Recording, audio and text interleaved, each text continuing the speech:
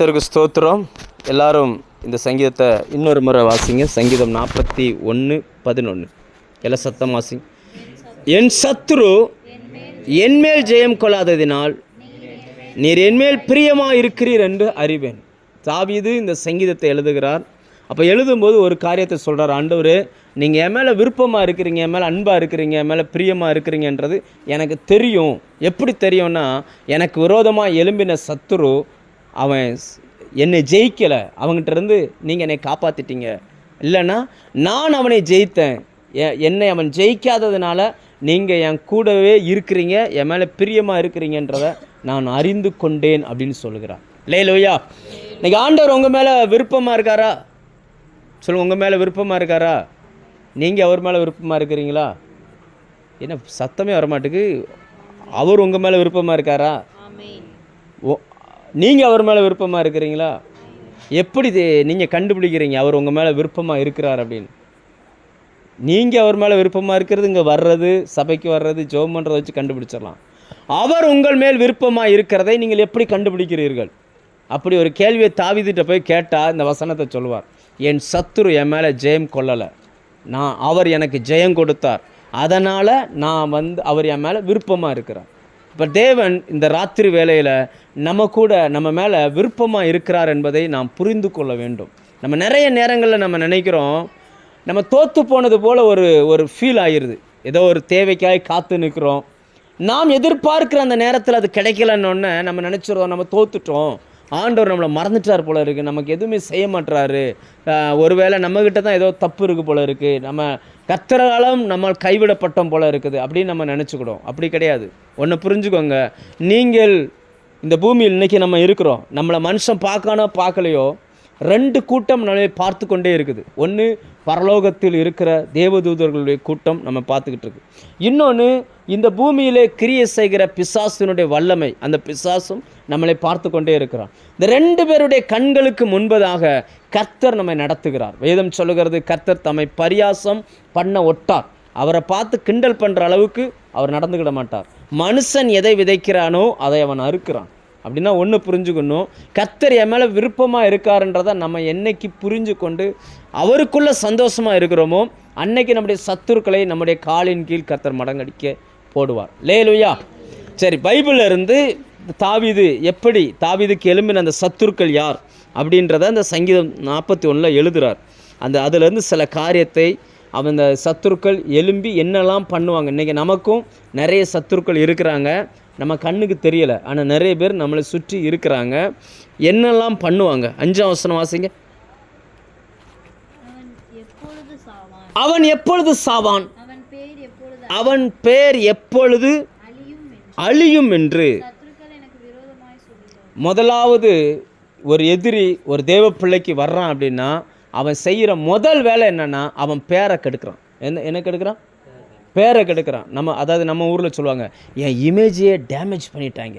எதை டேமேஜ் பண்ணிட்டாங்கன்னா, நமக்குன்னு ஒரு இமேஜ், நமக்குன்னு சொல்லி ஒரு பேர் இருக்குது. சிலர் சொல்லுவாங்க, எனக்குன்னு ஒரு பேர் இருக்குப்பா எங்கள் காலேஜில், வந்து கேட்டால் சொல்லிடுவாங்க, ஓ ரைட், எனக்குன்னு எங்கள் குடும்பத்தில் ஒரு பேர் இருக்குது, நான் வேலை செய்கிற இடத்துல எனக்குன்னு ஒரு பேர் இருக்குது, இன்னாருக்கு தெரிஞ்சவங்கன்னு சொல்லாச்சுன்னா அவங்களுக்கு ஒரு மரியாதை கிடைக்கும் அப்படின்னு சொல்லி அந்த பேர் ஆண்டவர் அந்த பெயரை நமக்கு கொடுத்துருக்கிறார். அந்த பேரை கெடுக்கணுன்றது தான் முதல் சத்துருடைய நோக்கமே. இன்றைக்கி நிறைய நேரங்களில் நம்ம உலக மனுஷங்க சொல்லுவாங்க, பணம் லாஸ் ஆயிடுச்சுன்னா அது பெரிய லாஸே கிடையாது, ஹெல்த்து லாஸ் ஆச்சுன்னா ஏதோ கொஞ்சம் லாஸ், ஆனால் பேர் கெட்டு போச்சு அப்படின்னா டோட்டலாக என்ன ஆயிரும், கெட்டு போயிடும். நம்ம ஊரில் சொல்லுவாங்கள்ல, நல்ல பிள்ளைன்னு பேர் எடுக்க ரொம்ப நாள் ஆகும், கெட்ட பிள்ளைன்னு பேர் எடுக்கிறதுக்கு 1 செகண்டில் எடுத்துரும் அப்படி சொல்லுவாங்கள்ல. அப்போ இந்த பேர் ரொம்ப ரொம்ப முக்கியமானது. அதை தாவீது சொல்லுகிறார், என் பேரை கெடுக்கணும்னு சொல்லி என் சத்துருக்கள் தீர்மானம் பண்ணாங்க. ஆனால் அந்த சத்துருவை ஜெயிக்க விடாமல் எனக்கு நீங்கள் பெரிய வெற்றியை நீங்கள் கொடுத்துட்டீங்க ஆண்டவரே, அதனால் நீங்கள் என் மேலே விருப்பமாக இருக்கிறீங்க. இப்போ உங்களுக்கும் எனக்கும் ஒரு பெயர் கொடுக்கப்பட்டிருக்கு. உங்கள் பேரெல்லாம் உங்கள் அப்பா அம்மா ஒரு பேர் வச்சுருப்பாங்க, ஆனால் கர்த்தர் நமக்கு ஒரு பேர் வச்சுருக்கிறார். பிரசங்கி 6:10 சொல்லுகிறது, பிறக்கிறவன் எவனும் தோன்றும் முன்னமே பெயரிடப்பட்டிருக்கிறானா. அதாவது எப்படின்னா, வேதத்தில் அதுக்கான ரகசியம் என்னென்னா, பூமியில் ஒரு மனுஷன் பிறக்கும்போது புதுசாக ஒரு நட்சத்திரம் வரும். அந்த நட்சத்திரங்களுக்கு ஆண்டவர் பெயர் சொல்லி அழைக்கிறார். அப்படி புதுசாக அந்த நட்சத்திரங்கள் வர்றதை தான் வானத்தை ஆராய்ச்சி பண்ணுகிறவங்க ஒரு நாள் கண்டுபிடிச்சாங்க. இயேசு பிறந்திருக்கிறாருன்னு ஒரு நட்சத்திரம் என்ன செஞ்சிருச்சு, பெரிய நட்சத்திரமாக உருவாக ஆரம்பிச்சிச்சு. அந்த நட்சத்திரத்தை ஆராய்ந்து பார்த்தவர்கள் யூதருக்கு ராஜாவாய் ஒருத்தர் பிறந்துட்டார்னு கண்டுபிடிச்சி வந்துட்டாங்க. இன்றைக்கி நம்ம பேரெல்லாம் தேவன் வைத்திருக்கிறார். உங்களுக்கும் எனக்கும் ஒரு பெயர் இந்த பூமியில் கொடுக்கப்பட்டிருக்கு. என்ன பேர் என்னன்னா, நம்ம பேர் கிறிஸ்தவன். நம்ம பேர் என்னது சொல்லுங்கள், நம்ம பேர் என்னது? கிறிஸ்தவன். பழைய ஏற்பாடு காலத்தில் யாருக்கும் இந்த பேர் கிடையாது. நீங்கள் அப்போஸ்தலர் 13ஆம் அதிகாரம் வாசிச்சிங்கன்னா அங்கே தான் முதல்ல அந்த ஜனங்களுக்கு இந்த பெயர் வைக்கிறாங்க, கிறிஸ்தவர்கள் அப்படின்னு சொல்கிறாங்க. கிறிஸ்தவர்கள். அப்போ உங்களுக்கும் எனக்கும் ஒரு பேர் வச்சுருக்கிறாங்க. இந்த பேரை கெடுக்கணும்னு பிசாசு பல விதங்களில் முயற்சி பண்ணுறான். பேர் இந்த ஏன்னா சொல்லுவாங்கள்ல, நீ எல்லாம் ஒரு கிறிஸ்தவனா, நீ எல்லாம் ஜெபம் பண்ணுறாளா, நீ எல்லாம் பைபிளை தூக்கிட்டு போகணுமா, அந்த சர்ச்சை கேவலப்படுத்த வைக்கனே நீ இருக்கியா அப்படிலாம் சொல்லுவாங்கள்ல. ஒன்னால் ஆண்டவருக்கும் கெட்ட பேர், ஒன்னால் சர்ச்சைக்கும் கெட்ட பேர், நீ எல்லாம் எதுக்குற அப்படியெல்லாம் சொல்லுவாங்கள்ல. அப்படின்னா அர்த்தம் என்னென்னா, அந்த பெயரை கெடுப்பதற்கு மனுஷன் தீர்மானிக்கிறான். நல்லா புரிஞ்சுக்கோங்க. நமக்கு ஒரு பேர் இன்னும் லிட்ரலாக எழுத்தின்படி சொன்னால், இல்லை வேத வசனத்தின்படி சொன்னால், நம்ம பிறக்கிறதுக்கு முன்னாடியே நம்ம பெயரெல்லாம் அவர் தீர்மானித்து வச்சுருக்கிறார். நம்புறீங்களா? எத்தனை பேர் நம்புறீங்க? ஏன் நான் பிறக்கிறதுக்கு முன்னாடி என் பேர் ஆண்டவருக்கு தெரியும். பைபிளில் ஒரு வசனம் இருக்குது, ஏசாயா 45ஆம் அதிகாரம் 4ஆம் வசனம். அதில் என்ன போட்டிருக்கு அப்படின்னா, அதில் பின்பகுதியை வாசிங்கன்னா, நீ என்னை அறியாது இருந்தும் உனக்கு என் நாமம் தரித்தேன் அப்படின்ட்டு, உன்னை பெயர் சொல்லி அழைத்தேன். 3ஆம் வசனத்தில் உன்னை பெயர் சொல்லி அழைத்தேன், நீ என்னுடையவன் அப்படிம்பார். அடுத்த 4ஆம் வசனம் வந்த உடனே இருப்பு தாழ்பால்களை உடைத்து, அப்படி தான் ஆரம்பிக்குது. வெண்கல கதவுகளை உடைத்து, இருப்பு தாழ்பால்களை முறித்து, ஒளிப்பிடத்தில் இருக்கிற புதையல்களையும் அந்தரங்கத்தில் இருக்கிற பொக்கிஷங்களையும் உனக்கு கொடுப்பேன், நீ என்னை அறியாதிருந்தும் உனக்கு என் நாமம் தெரித்தேன். இதை ஒரு மனுஷனை குறித்து எழுதுகிறது. அந்த மனுஷன் பிறக்கவே இல்லை. இது எழுதும் பொழுது கோரேஸ் என்கிற அந்த மனுஷன் பிறக்கவே இல்லை. அந்த கோரேஸை குறித்து எழுதுகிறது, அவன் என்னுடைய மெய்ப்பன். 42ஆம் அதிகாரம் மேலே பார்த்தீங்கன்னா, அந்த 45 அதிகாரத்துக்கு மேலே 2 வசனம் தள்ளி பாருங்கள், அதில் இருக்கும் கோரேஸை குறித்து அவன் என்னுடைய மெய்ப்பன், அவன் சபையை கட்டுவான், அவன் பட்டணத்தை கட்டுவான், இப்படிலாம் ஆண்டவர் சொல்லுகிறார். பிறக்கவே இல்லை, ஆனால் அவன் பேரை சொல்கிறார். அதே போல தான் நீங்களும் நானும் பிறக்கவே இல்லை, நம்ம பேரை கர்த்தர் சொல்லியிருக்கிறார். நம்புறீங்களா? கர்த்தர் என் பேரை சொல்லியிருக்காருன்னு. நம்ம பேரை அவர் உச்சரித்திருக்கிறார், நம்ம பேரை அவர் சொல்லுகிறார். என வேதம் சொல்லுகிறது, அவர் பெயர் சொல்லி நம்மை அழைக்கிற தேவன். அப்படின்னா எப்படி நம்ம யோசிப்போம், என்னைக்கு என் பேரை சொல்லி கூப்பிட்டாரு அப்படின்னு நம்ம நினைப்போம். நல்லா புரிஞ்சுக்கோங்க.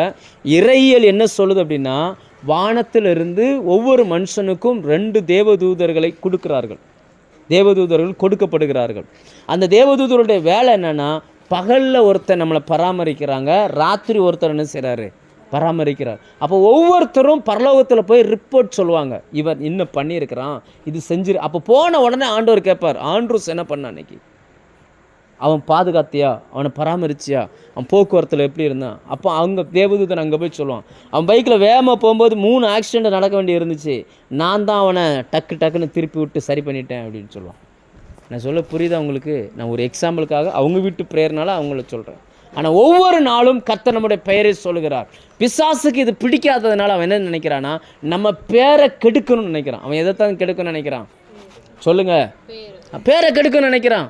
நம்ம இல்லாமல் நம்மளை முன்னாடி விட்டுட்டு பின்னாடி பேசுகிற ஒரு கூட்டம் உண்டு. அவளை தெரியாதா, அவள் எப்படிப்பட்டவ தெரியுமா? ஏன் இதெல்லாம் சொல்கிறாங்க? நம்முடைய பலகீனத்தையோ வீக்னஸையோ, இல்லாத ஒன்றை இருக்கிறதா பார்க்காத ஒன்றை பார்த்ததா ஏன் சொல்கிறாங்கன்னா, நம்ம பேரை கெடுக்கணும். அதுதான் அவங்களுடைய நோக்கம். அதை தான் அவங்க நினைக்கணும், அவங்க செய்யணும்னு நினைக்கிறாங்க. இப்படிப்பட்ட சத்துருக்களுக்கு மத்தியில் கர்த்தர் நம்முடைய பெயரை காப்பாற்றுகிறார். லேலூயா.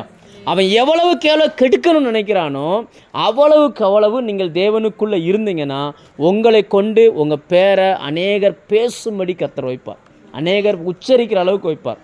நிறைய பேர் நம்ம பேரை என்ன செய்வாங்க, பேசுகிற அளவுக்கு கர்த்தர் வச்சு. அதனால் ஆண்டவருடைய சுபாவங்களில் ஒன்று என்னென்னா, உன் பேரை பெருமைப்படுத்துவேன். ஆபிரகாம் அழைக்கும் போது சொன்னார், நான் உன்னை ஆசீர்வதிப்பேன், நீ ஆசீர்வாதமாக இருப்ப, உன் பேரை நான் பெருமைப்படுத்துவேன் அப்படின்னா.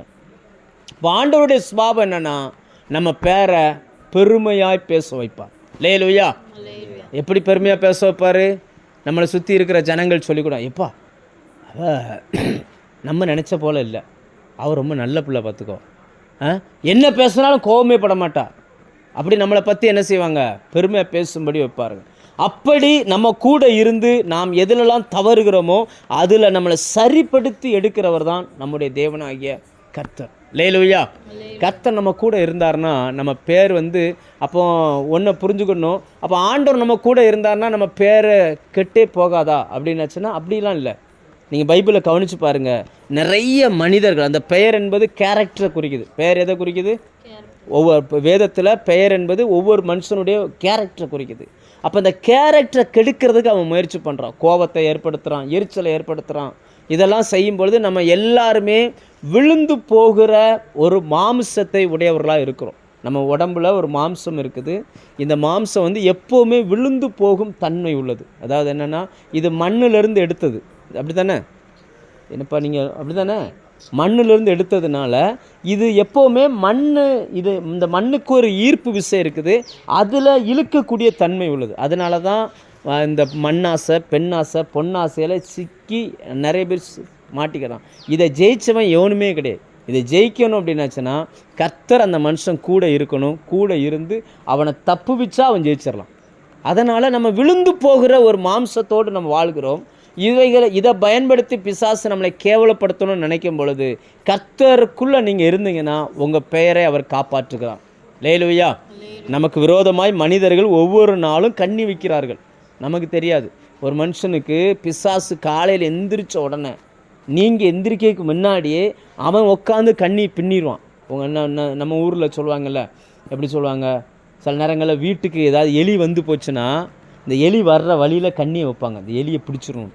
நீங்கள் யார்கிட்டையா போய் சுவிசேஷன் சொல்ல போனீங்கன்னா உடனே உங்களுக்கு ஒரு கண்ணியை பிசாசு ரெடி பண்ணிடுவான். இவனை எங்கேயாவது என்ன செஞ்சிடணும், பிடிச்சிடணும், எப்படியா பிடிச்சிடணும் அப்படின்னு சொல்லி இந்த கண்ணியெல்லாம் வைப்பான். நமக்கு தெரியாது. நம்ம வழக்கம் போல் எந்திரிப்போம், ஜெபம் பண்ணுவோம், போய்கிட்டு இருப்போம். கர்த்தரோ நம்மோடு கூட இருந்து அந்த காரியங்களை எல்லாம் நீங்களாம் நிறைய நேரங்களை கேள்விப்பட்டிருக்கலாம். நீங்கள் சொல்லுவாங்க, உங்களை பற்றி அவன் இன்றைக்கி அப்படி சொன்னாங்க, இன்றைக்கி இப்படி சொன்னாங்க, அந்த அவங்க பேசுனாங்க, அந்த இவங்க பேசுனாங்க. அதெல்லாம் நம்ம கேள்விப்படுவோம். எப்போ தெரியுமா? 2 வாரம் 3 வாரம் 5 வாரம் கழித்து கேள்விப்படுவோம். ஆனால் அதுக்கு முன்னாடி அவங்களாம் என்ன பண்ணியிருப்பாங்க, பேசியிருப்பாங்க. இங்கே வேதம் சொல்லுகிறது, மறுபடியும் அந்த வசனத்தை வாசிங்க, 5ஆம் வசனம், சங்கீதம் 41:5. அவன் பேர் எப்பொழுது அழியும் என்று என் சத்துருக்கள் எனக்கு விரோதமாய் சொல்லு. அவங்க வாய் மொழியில் சொல்கிறாங்க, பேர் எப்போ கெட்டுப்போம், இவனா இவனா இவனா இவனா இந்த பேரை இவனை எப்படி அழிக்கலாம். நல்லா புரிஞ்சுக்கோங்க, கர்த்தர் உங்களை உயர்த்தணும்னு விருப்பப்பட்டார்னா பிசாசுக்கு அது பிடிக்காது. நல்லா புரிஞ்சுக்கோங்க. தேவன் உங்களை உயர்த்தணும்னு எதில் விரும்புகிறாரோ அவன் அதில் தான் உங்களுக்கு கண்ணியை கொண்டுட்டு வருவான். கண்ணியை கொண்டுட்டு உங்களை கிழுத்து கீழே தள்ளுறதுக்கு அதற்கான வழிமுறைகளை அவன் செய்வான். ஒரு நாளும் சோர்ந்து போகாதீங்க. நம்மை பெயர் சொல்லி அழைத்தவர் நம்முடைய பெயரை கடைசி வரைக்கும் பாதுகாத்து கொள்வார். லேலூயா. அப்படியே ஒருவேளை நீங்கள் மற்ற மனுஷங்க முன்னாடி வெட்கப்பட வேண்டிய சூழ்நிலை வந்தாலும் பயப்படாதீங்க. வசனம் சொல்லுகிறது, வெட்கம் அனுபவித்த சகல தேசத்திலும் உன்னை கீர்த்தியும் புகழ்ச்சியுமாய் வைப்பேன். அது நமக்கு கீர்த்தியும் புகழ்ச்சியும் தான் பிடிக்கும், வெட்கம் அனுபவிக்கிறது பிடிக்காது. ஆனால் தேவன் சில நேரங்களில் அதை அனுமதிப்பார். இயேசு இந்த பூமிக்கு வரும்பொழுது எல்லா நாமத்திற்கும் மேலான நாமம் இயேசுவுக்கு கொடுக்கப்பட்டது. ஆனால் அவர் சிலுவையில் நிர்வாணமாய் ஒரு அவமான சின்னமாய் தொங்குவதற்கும் ஒப்பு கொடுத்தாங்க. அவங்க சொல்லும் போதெல்லாம் என்ன சொல்லுவாங்கன்னா, மரியாளுடைய பையன் இந்த சிலுவையில் தொங்குறான் பாருங்க, அப்படிலாம் சொன்னாங்க. தலைகளை துலுக்கினார்கள். ஆனால் இன்றைக்கி நிலவரம் எப்படி மாறி போச்சுன்னா, அந்த இயேசுவின் நாமத்தை சொன்னாதான் பரலோகம் திறக்கும், இயேசுவின் நாமத்தை சொன்னாதான் பிசாசு ஓடும், இயேசுவின் நாமத்தை சொன்னாதான் பூமியில் நடக்காத காரியங்கள் நடக்கும். லேலுயா. அதே போல் ஒருவேளை நீங்கள் இப்போ சில இக்கட்டான சூழ்நிலையில் கடந்து போகிறீங்கன்னா பயப்படாதீங்க. கர்த்தர் நிச்சயமாக உங்களை கீர்த்தியும் புகழ்ச்சியுமாக வைப்பார். உங்கள் பெயரை கர்த்தர் பெருமைப்படுத்துவார். அநேகர் உங்கள் பெயரை உங்களை சொல்லக்கூடிய அந்த காலங்கள் வரும். நான் இன்னாருக்கு தெரிஞ்சாலு, நான் இன்னாருக்கு அறிமுகமான ஆளுன்னு சொல்லக்கூடிய காலங்களுக்குள் கர்த்தர் கொண்டு வருவார். சரி, 2வது ஒரு மனுஷனுடைய எதிரி யார்? அடுத்த வசனம் வாசிங்க, 6ஆம் வசனம். ஒருவன் என்னை பார்க்க வந்தால், முதல்ல பேசும்போது பேரை கெடுக்கிறதுக்கு பேசுகிறான். 2வது வர்றவன் என்ன பண்ணுறான்னா வஞ்சனையாய் பேசுகிறான். என்ன பேசுகிறான்? இது அப்படின்னா என்னது? வஞ்சனையாய் பேசுறதுன்னா என்னது? வஞ்சனையாய் பேசுகிறது. நீங்கள் யாத்ராகமம் 8ஆம் அதிகாரம் எடுத்தீங்கன்னா அதில் இந்த 20ஆம் வசனம் நம்ம நேற்று கூட நாங்கள் சர்ச்சில் அதை வாசித்தோம். என்னென்னா அந்த பார்வோனை பார்த்து மோசே சொல்லுகிறார், நீர் மாத்திரம் எங்களை வஞ்சனையாய் நடத்தாது இருப்பீர். அப்படின்னா என்னென்னா ஆசை காமிச்சு மோசம் பண்ணுறது, ஆசையை வளர்க்குறான், இதை செய்வேன் அதை செய்வேன். அந்த ஜனங்கள் 400 வருஷமாக கஷ்டப்பட்டுட்டு இருக்கிறாங்க, அவங்களுக்கு ஒரு விடுதலை வேணும்னு சொல்லி மோசே போராடும் பொழுது இப்போ அந்த பார்வோனுக்கு அந்த வண்டுகள் போகணும், அதுதான் அவனுடைய நோக்கம். அப்போ அவன் என்ன சொல்கிறான்னா, நீங்கள் ஜெபம் பண்ணுங்க, வண்டு போன உடனே நான் உங்களை விட்டுருதேன் அப்படின்றான். ஆசை காட்டி ஏமாற்றுக்கிறான். இன்றைக்கி எத்தனை நபர்கள் நம்மகிட்ட அப்படி பழகுறாங்க. நீ இதை மட்டும் செஞ்சிரு, உனக்கு இதை நான் என்ன செஞ்சிடறேன் சொல்கிறாங்கல்ல.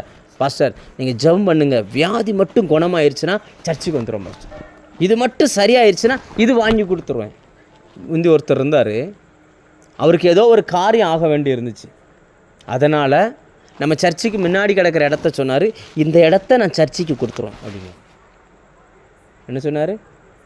இந்த இடத்த நான் சர்ச்சுக்கு கொடுத்துருவேன்னாரு. இப்போ என்னாச்சு? அவருடைய காரியம் நடந்துருச்சு. இப்போ சொல்கிறாரு, இப்போவும் நான் சர்ச்சுக்கு தான் தருவேன், ஆனால் ஒரு சென்ட் 2.5 லட்ச ரூபான்னு வாங்கிக்கோங்க அப்படின்றார். இப்போ என்ன சொல்கிறதுனா, ஆசையை காமிக்கிறாரு. காமிச்சு என்ன பண்ணுறாங்க, இந்த செயலுக்கு பேர் தான் வஞ்சனை. இதுக்கு பேர் தான் என்னது? செய்வோம்பாங்க, செய்ய மாட்டாங்க. சொல்லுவாங்க, ஆனால் என்ன செய்ய மாட்டாங்க, செய்ய மாட்டாங்க. இப்படி நிறைய நபர்களை பார்த்துருக்கு. நீ பார்த்துருக்கீங்களா? இப்படி ஊழிய லைனில் நான் நிறைய பார்த்துருக்குறேன். ஒரு ஆசையை காமிச்சு செய்யாமல் விட்டுருவாங்க, இதெல்லாம் பண்ணுவோம் அப்படிம்பாங்க, அதுக்கப்புறம் விட்டு போயிடுவாங்க. இப்படி நிறைய உறவுகளை நீங்கள் சந்திச்சிருப்பீங்க. இது உனக்கு நான் இதை செய்கிறேன். சில நேரங்களில் கூட பிறந்தவங்க சொல்லுவாங்க, ஏப்பா நீ இப்போ நான் கஷ்டப்பட்டுக்கிட்டு இருக்கேன், உன் நகையை மட்டும் கொஞ்சம் கூட, நான் இதை அடமானம் வச்சுட்டு அப்புறமேலு நான் உனக்கு தரும்போது இன்னும் நிறைய தந்துடுறேன் அப்படிம்பாங்க. அவ்வளவுதான், வாங்கி அடமானம் வைப்பாங்க, திருப்பிலாம் தர மாட்டாங்க. இப்படி நிறைய இந்த சுபாவங்கள் உள்ள மனிதர்களை நாம் சந்திப்போம். கட்டாயமாக நீங்கள் சந்திப்பீங்க. இப்படிப்பட்ட சூழ்நிலைகளுக்குள் நீங்கள் கடந்து போயிருப்பீங்க. தாவீது அப்படி கடந்து போன மனுஷன். அதனால தான் சொல்கிறேன், ஒருத்தன் என்னை பார்க்க வந்தாலே அவன் என்ன நினச்சிட்டு வருவானா, என்ன சொன்னால் இவனை ஏமாற்றலாம் அப்படின்ற அந்த தந்திரத்தோடு வருவான். அப்படி சொல்லி ஏமாற்றி அவன் காரியம் சாதிச்சுட்டு போயிடுவான். அந்த பார்வனுடைய ஆவி எப்படின்னா, அவன் பாருங்கள், இந்த வண்டு போகணும், அவன் சொல்கிறான், வண்டு போகட்டும், உங்களை ஆராதனை செய்ய நான் அனுப்பி விட்டுறேன் அப்படின்றான். வண்டு போயிடுச்சு, இவன் என்ன செய்வார், இருதயம் என்ன ஆயிடுச்சு, கடினப்பட்டது. நம்மளை ஏமாற்றி நம்மக்கிட்டேருந்து ஒன்று வாங்கிறதுக்கு அவன் பயன்படுத்துகிற சில தந்திரங்களை தான் வேதம் வஞ்சனைன்னு சொல்லுது. இதுவும் சில நேரங்களில் சத்துருக்கள் பயன்படுத்துகிற பெரிய ஆயுதம். நம்மளாம் ரொம்ப ஏமாந்துடும், நல்லா புரிஞ்சுக்கோங்க, ரொம்ப ஏமாந்துடும். ஏன்னா நம்ம ஆண்டவருடைய பிள்ளைங்களில் வாக்குவாதம் பண்ண மாட்டோம். சில காரியங்களை சொன்னாங்கன்னா அப்படியே சரின்னு கேட்டுக்கிடுவோம். இப்படிப்பட்ட சத்துருக்களிடம் இருந்தும் கர்த்தர் நம்மை பாதுகாக்கிறார். 3வது இன்னொரு சத்துருவை குறித்து வேதம் சொல்லுகிறது. அப்படி வாசிங்க, 6 வாசிங்க.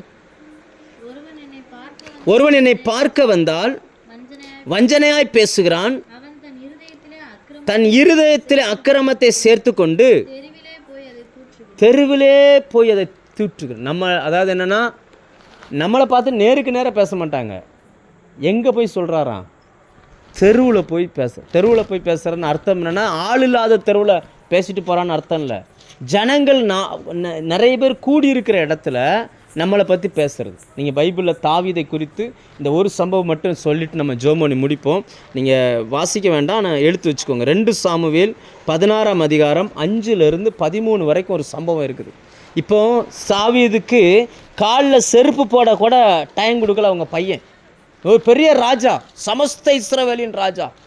இவர் என்ன பண்ணுறாருனா, வாழ்க்கையில் திடீர்னு ஒரு நஷ்டம், திடீர்னு ஒரு இழப்பு, திடீர்னு ஒரு பிரச்சனை எல்லா மனுஷனுக்கும் வரும். எப்போவுமே ஹை லெவல்லே போய்கிட்டு இருக்க மாட்டோம். எப்போவுமே நமக்கு என்ன இருக்காது, எல்லாமே கரெக்டாக இருக்காது. சில நேரங்களில் ஏற்ற இறக்கங்கள் வரும், மேடு பள்ளங்கள் வரும். இப்போ அப்போஸ்தலனாகிய பவுல் சொல்கிறார், நான் பட்டினியாக இருக்கவும் பரிபூர்ணம் அடையவும் நான் டீச் பண்ணப்பட்டேன் அப்படின்றார். சில நேரங்களில் நம்ம பட்டினியாக இருக்க வேண்டியிருக்கும், சில நேரங்களில் செழிப்பாக இருக்க வேண்டியிருக்கும், சில நேரங்களில் கையில் பணமே இருக்காது, சில நேரங்களில் செழிப்பாக பணம் இருக்கும். இப்படியெல்லாம் கர்த்தர் நம்மை நடத்துகிறார். இப்போ தாவீதுக்கு இப்படிப்பட்ட ஒரு பிரச்சனை வந்துருச்சு. இந்த பிரச்சனை வந்த உடனே காலில் செருப்பு கூட போடலை, இவர் காட்டுக்குள்ளே போகிறார். தன்னுடைய பையன் அவனை கொல்வதற்கு அப்சலோம் ஆயத்தமாய் விரட்டிக்கிட்டு இருக்கிறான். அந்த நேரத்தில் தாவீதுக்கு கீழே குடிமகனாக இருந்த ஒரு மனுஷன் இருக்கிறான். அவன் பேர் சீமேயி. அவன் பேர் என்னது? சீமை. அவன் என்ன பண்ணுறான்னா தூசித்து கொண்டே வர்றானா. எல்லா வலது பக்கத்திலும் இடது பக்கத்திலும் தாவீதுக்குடைய அந்த படைத்தலைவர்கள் நடந்து போகிறாங்க. ஆனால் இவன் என்ன பண்ணுறான்னா தூசிச்சுக்கிட்டே வர்றான். அவன் என்ன சொல்கிறான்னா பழைய கடந்த கால தவற சொல்கிறான்.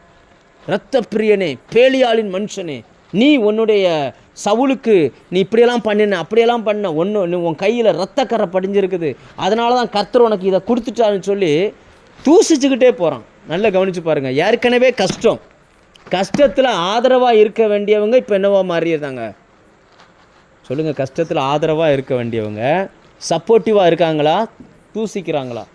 திடீர்னு வீட்டில் ஒரு கஷ்டம், ஒரு கடன், ஒரு நெருக்கடி, பண தேவை, கூட இருக்கிறவங்க என்ன சொல்கிறாங்க? சரி பரவாயில்ல, கர்த்தர் நம்ம கூட இருக்கார், சரி பண்ணிடலாம், ஜோம் பண்ணுவோம், கர்த்தர் நடத்திடுவார், இப்படி சொல்கிறாங்களா? இல்லைன்னா உன் திமிரு, உனக்கு நான் அன்றைக்கே சொன்னேன், நீ என் பேச்சை கேட்கல, உன் திமிரு, உங்கள் அம்மா பேச்சு கேட்ட ஆடனல்ல, உனக்கு என்ன தெரியும், அந்த அப்படி பண்ணலை, இந்த இப்படி பண்ணலை, நான் சொல்ல புரியுதா உங்களுக்கு? இதெல்லாம் என்னதுன்னா தூசிக்கிறது. இதுக்கு பேர் என்னது? ஏற்கனவே கஷ்டம். தாவீதுக்கு செருப்பு கூட போடலை. ஒரு ராஜாவாக இருந்து நீங்கள் யோசிச்சு அதெல்லாம் கொஞ்சம் படிக்கும் போது நான் அப்படி நிப்பாட்டி நீங்கள் படிக்கணும். ஆண்டவரே, ஒரு ராஜா, ஆனால் காலை செருப்பு கூட போடாமல் மலையிலையும் கல்லுலையும் முள்ளுலையும் போய்கிட்டு இருக்கிறான். இவன் என்ன பண்ணுறான்னா தூசிக்கிறான், அவனை அசிங்கப்படுத்துகிறான். இன்னைக்கு எத்தனை பேர் அப்படி தெருக்களில் நின்று நம்மை பேசுகிற அளவுக்கு இருக்கிறாங்க. நம்மகிட்ட பேச மாட்டாங்க, வாராள் போராட்டெல்லாம் போய் என்ன பண்ணிகிட்டு இருப்பாங்க? தூற்றி திரிகிறது. இப்படிப்பட்ட சத்துருக்களும் நமக்கு விரோதமாக எழும்புவார்கள். அவர்களையும் ஆண்டவர், அந்த சத்துரு ஆண்டவர் என்ன பண்ணார் தெரியுமா? அது அப்படியே படிச்சிங்கன்னா 19 அதிகாரம் வாங்க, 2 சாமுவேல் 19க்கு வந்தீங்கன்னா அங்கே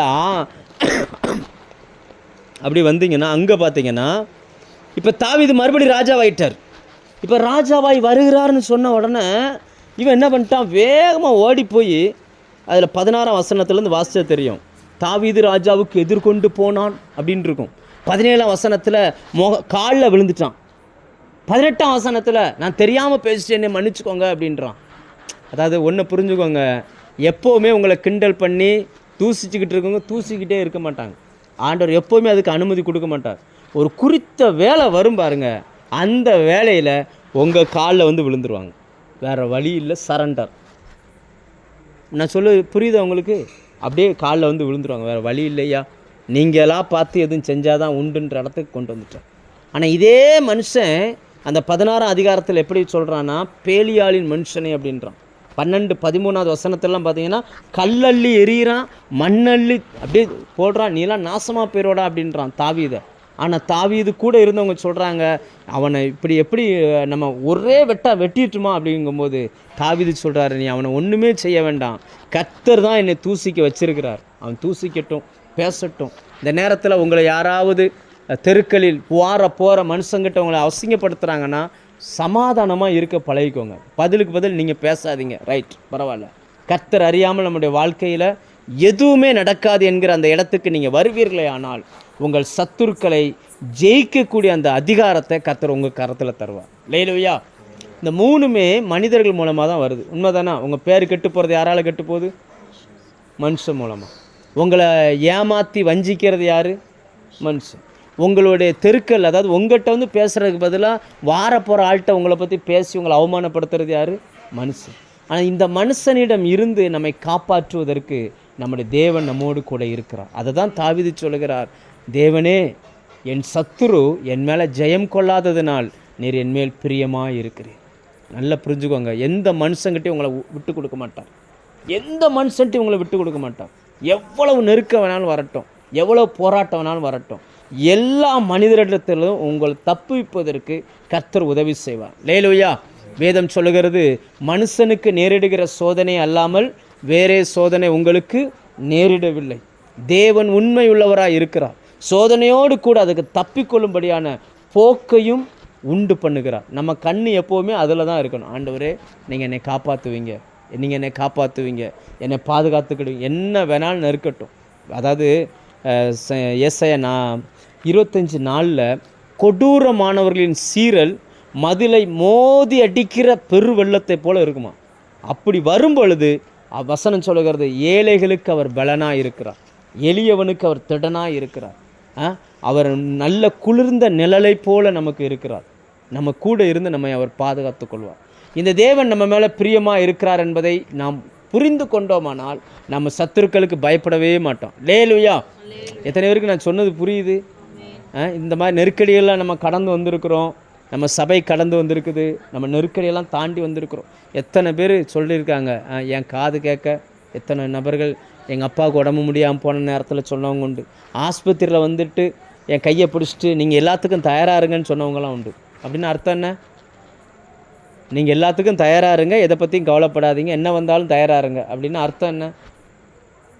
இவர் இருப்பாரோ இருக்க மாட்டாரோ? ஏன்னா வந்து அவரை பார்க்குறாங்க, பார்த்துட்டு தம்பி தைரியமாக இருங்க, மன தைரியமாக இருங்க, என்ன நடந்தாலும் தைரியமாக இருங்க அப்படின்னா அர்த்தம் என்னன்னா இவர் பிழைக்க மாட்டார். ஏன்னா அந்த டாக்டரும் அப்படி தான் சொன்னார், 5 நாளைக்கு பிறகு தான் சொல்ல முடியும் அப்படின்னாங்க. ஆனால் வருஷம் 3 ஆயிடுச்சு, கர்த்தர் இன்னும் ஜீவனோடு வைத்திருக்கிறான். லேலுயா. என்னென்னவோ பேசுனாங்க, நமக்கு தெரியும். இப்போ அந்த பேச்செல்லாம் அமர்ந்துருச்சு. ஏகப்பட்ட கடன், திரும்ப முடியாது. எத்தனை பேர் கடன் வாங்கி கொடுத்தாங்களோ அத்தனை பேர் நினச்சாங்க, இவன் பணம் தருவானா தரமாட்டானா, இது கிடைக்குமா கிடைக்காதா. ஆனால் எவ்வளவு பிரச்சனை யோசிச்சு பாருங்கள். எத்தனை அது என்ன பிரச்சனைனா, இயேசுவை அறியாதவன்ட்ட கடன் வாங்கி வச்சுட்டாங்க. அதெல்லாம் ஒரு ஆள்லாம் இந்த காக்கி சட்டை போட்டு ஒரு ஆள் வருவார் பார்க்கணும். பேசுகிற பேச்செல்லாம் பார்க்கும்போது எனக்கெல்லாம் தோணும், ஆண்டவரே இதுக்கு ஆண்டவரே அப்படின்ற மாதிரி. ஆனால் எல்லாவற்றையும் அடைப்பதற்கு கர்த்தர் உதவி செய்யும். லேலுயா. நிந்தனை, தெருக்களில் நின்று பேசுனவங்க உண்டு, எங்கெங்கேயோ பேசுனவங்க உண்டு, ஃபோனை போட்டு தங்களுக்குள் பேசி கொண்டவர்கள் உண்டு, நீ எங்கே பணம் வரப்போகுதுன்னு சொன்னவங்கெல்லாம் உண்டு. எல்லாவற்றில் இருந்தும் கர்த்தர் நம்மை பாதுகாத்தான். லேலுயா. ஸோ தேவன் உங்களை நேசிக்கிறார் என்பதை நீங்கள் எப்படி கண்டுபிடிப்பீர்கள் என்றால், இப்படி பேசுகிற மனிதர்கள் உங்கள் பக்கமாய் திரும்புவார்கள். திரும்பியிருக்காங்களா சொல்லுங்கள். உங்களை பற்றி தப்பாக அவதூறாக ஏளனமாக பேசினவங்க உங்கள் காலடிக்கு வந்திருக்கிறாங்களா? என்ன பார்க்குறீங்க? வந்திருக்காங்களா வரலையா? வந்துட்டாங்கன்னா கர்த்தர் உங்கள் மேலே பிரியமாக இருக்கிறான்னு அர்த்தம். லேலுயா. கர்த்தர் நம்ம மேலே பிரியமாக இருக்கிறார்.